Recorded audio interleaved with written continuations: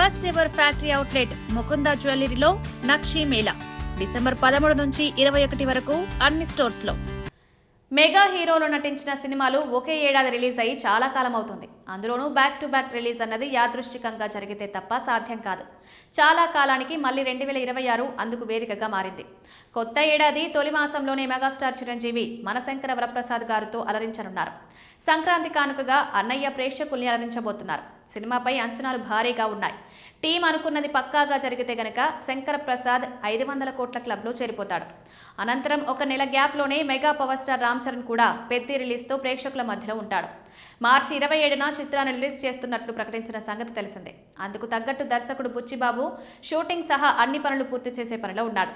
భారీ అంచనాల మధ్య పాన్ ఇండియాలో రిలీజ్ అవుతున్న చిత్రం ఇది. చరణ్ ఈ సినిమాతో 1000 కోట్ల క్లబ్లో చేరతాడా లేదా అన్న దానిపై ఆసక్తికర డిబేట్ జరుగుతోంది. మామా బావల మధ్యలో మెగా మేనల్లుడు సాయి ధరమ్ తేజ్ కూడా వచ్చే అవకాశం ఉంది. అతడు హీరోగా నటిస్తున్న సంబరాల ఏటిగట్టు ఇప్పటికే రిలీజ్ అవ్వాలి. కానీ షూటింగ్ జాప్యం సహా పలు కారణాలతో రిలీజ్ అవ్వలేదు. దీంతో 2026 ప్రథమార్థంలోనే ఈ చిత్రం కూడా ప్రేక్షకుల ముందుకు రానుంది. ఏప్రిల్లోనే మెగా బ్రదర్స్ చిరంజీవి పవన్ కళ్యాణ్ ఒకేసారి సందడి చేసే అవకాశం ఉంది. చిరు నటిస్తున్న విశ్వంభర జాప్యం సంగతి తెలిసిందే. సీజీ పనులు కారణంగా డిలే అవుతోంది. మార్చి కల్లా ఆ పనులు పూర్తవుతాయన్నది తాజా సమాచారం. అదే జరిగితే ఏప్రిల్లో రిలీజ్ లాంఛనమే.